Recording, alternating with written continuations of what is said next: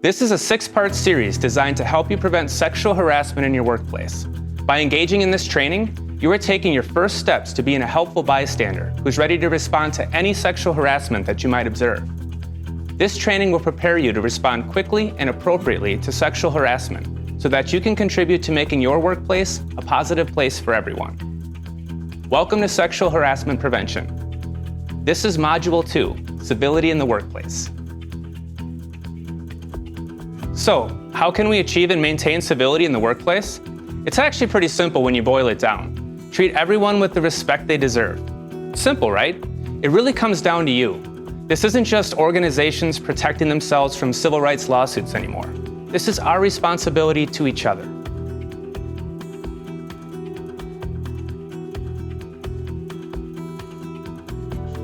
You probably won't be surprised to hear that being happy with your job isn't just about the work you do.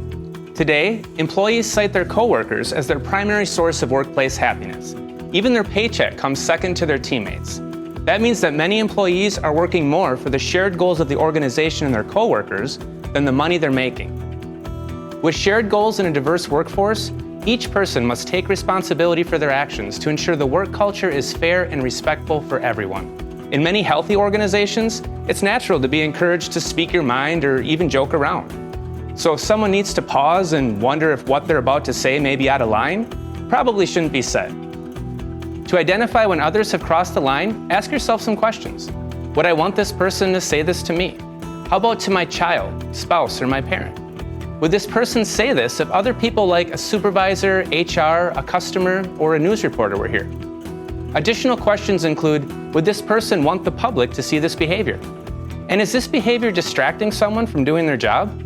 And finally, is someone with less power involved? And if so, will they be too afraid to say the behavior is out of line? Focusing on inclusion is a good thing for personal growth and organizational improvement. You can start by demonstrating empathy. Understand that everyone faces challenges, no matter their background, religion, gender, or race. Accept them for the individual contributions they make in the workplace. Communicating authentically means addressing issues directly. Speak clearly and stick to the facts. Don't let anger or emotions cause you to say something you don't really mean.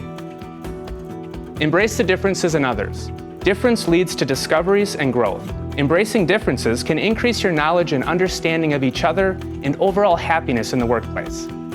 Acknowledge privilege, recognizing the help and advantages you've had to get where you are. It's also understanding that those around you might not have had those same experiences. Chances are good that someone you disagree with has worked through adversity to be successful and may have valuable insights to share. Act courageously by being the person who steps forward with acceptance. Others can learn from your example to build a foundation of fairness in the workplace.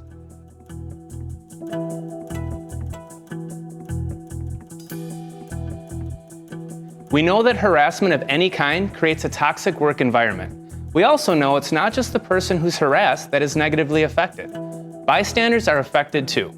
Do your part to put an end to harassment by speaking up when you witness it, no matter how you're involved. Step in, speak up, offer support, file a complaint. Doing these things can help change your workplace for the better. Employees at every level should feel empowered to respond when they witness harassment. Bystanders like us have a number of options and can choose what we're most comfortable with. Use IDEA anti-harassment actions when determining how to take action against harassment. The I in IDEA stands for intervene. That means literally get the victim out of the interaction using an excuse or a similar distraction. Next is D, which is for direct. Speak directly with the harasser, especially if you think it was unintentional and you're concerned about potentially harsh consequences of an official complaint. E is for elevate. This would have you seek help from management if confrontation makes you uncomfortable. HR can help if the harassment involves someone in management above you. The final letter in IDEA is A, and that represents approach. Take the opportunity to approach the victim after the incident and offer support. It's important to remember that certain situations may be offensive to some, while not for others. Everyone must understand what the impact of their comments or actions will have on those around them. In fact, impact matters more than intentions. If someone is negatively affected by the comments or actions of someone else, it doesn't matter if there were good intentions. The negative effect is real. That offending behavior needs to stop. Everyone should feel safe and respected.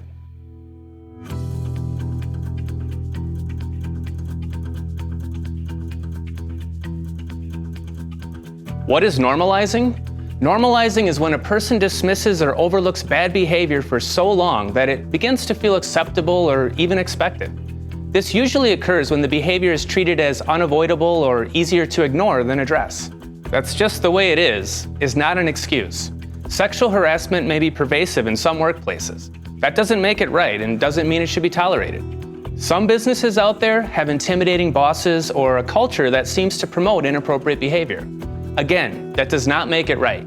Stand your ground and take steps to improve the work environment.